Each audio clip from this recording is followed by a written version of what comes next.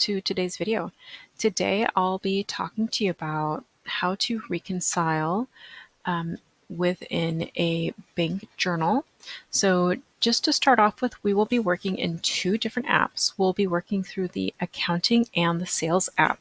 So what I'm going to do is I'm going to first simulate a sale, and then I'll go through the process of creating the sale, then creating the payment, and then going into our accounting app and reconciling through our journal. One thing that I do want to quickly address with you all is, let's go into the accounting app. You'll notice that in the very first page, which would be the dashboard of our accounting app, we have several different cards, if you'd like to call them, in our view. So first you have sales, you have purchases, bank, cash, journal loan demo, etc.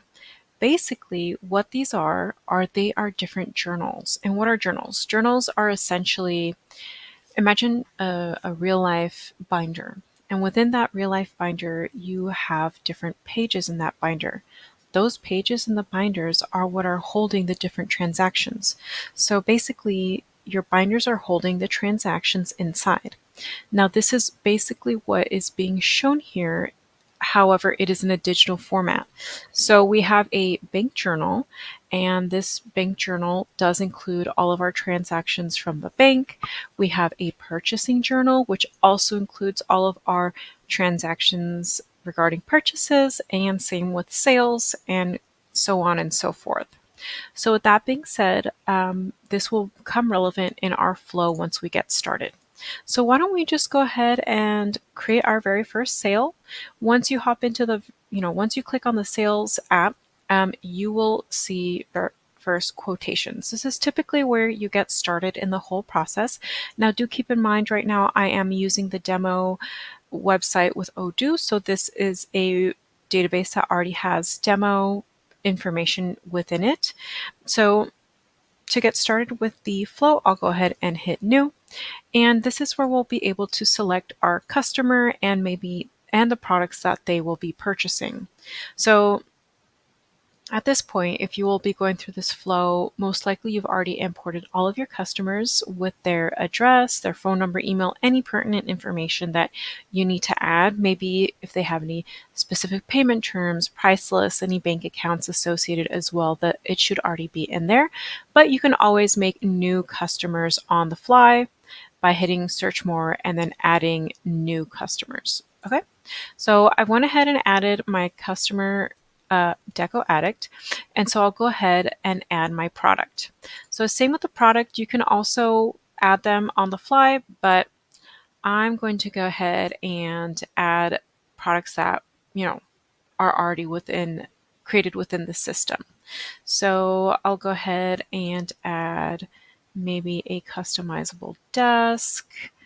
Let's do the aluminum one. Actually, let's stick with the steel. I'll go ahead and just hit confirm. I don't want to add any optional products, so let's hit confirm. So I have already put one customizable desk, white and steel. Let's say that I am creating a new office space, or not me, but most likely my client, they are creating a new office space, so they want to buy from me 10 of these customizable desks. So I'll go ahead and update the quantity for them. The unit price already comes in the product itself. If you do want to change it, however, this is something that you could change on the fly as well, but I'll go ahead and put it back to its original price. Maybe any discounts that are included, and then the total amount. So this discount was already added in here. It could have been added based on the product. It could have been added based on the customer itself, perhaps the price list, perhaps, you can add a discount for any number of products that a client were to purchase. I'll just go ahead and remove that discount for now. So here we have our total. It's $8,625, and I'll go ahead and send this to my client.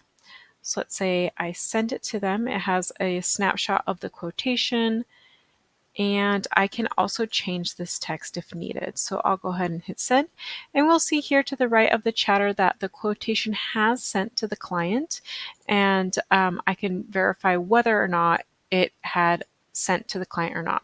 Remember, this is a test database, so anything that we send in here will not actually send. But once you are working in your production database, it should go ahead and send. So we've now moved from quotation to quotation sent. The next move is to go into sales orders. So I'll go ahead and hit confirm.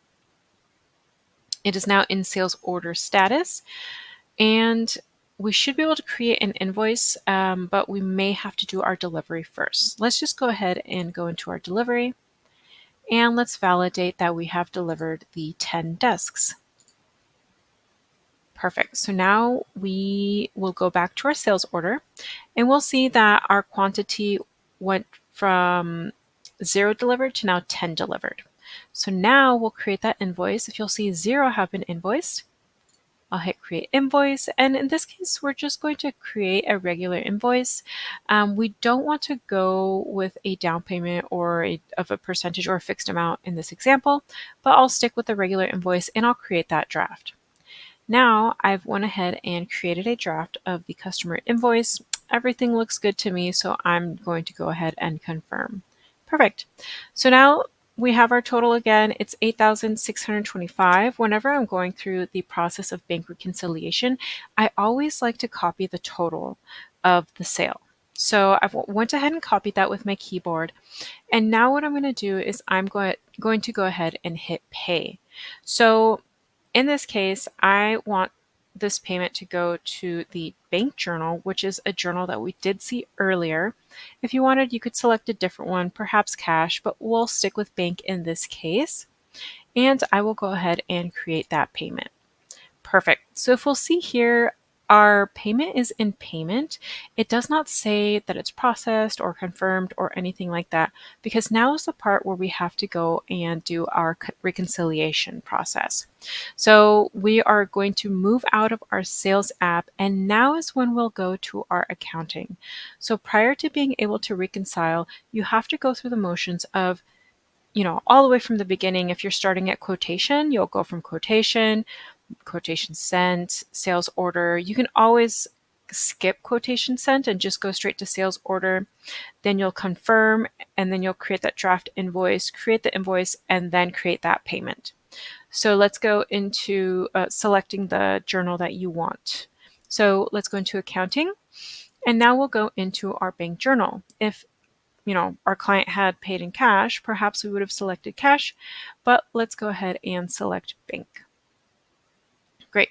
So here is where I will go ahead and hit new, and I'm going to put desk payment.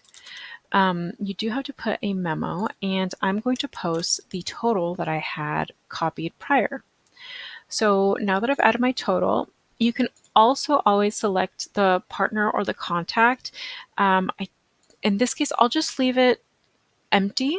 So let me go ahead and hit add and close. And here's my desk payment. So I'll go ahead and click this bank statement, and I'll hit reconcile, and Odoo automatically pops open a separate window for me. What Odoo will try and do is it will try to match, depending on the parameters that you gave the system, the total. If I had set a partner, Odoo could then use the partner to search for a match. But because I already put the amount due, Odoo is automatically calculating or finding that journal entry. So I'll click the journal entry, and that's it. That's the end of our reconciliation.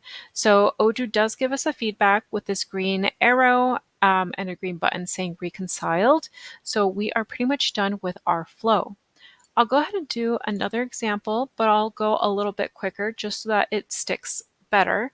And I do want to mention I am working in the demo database.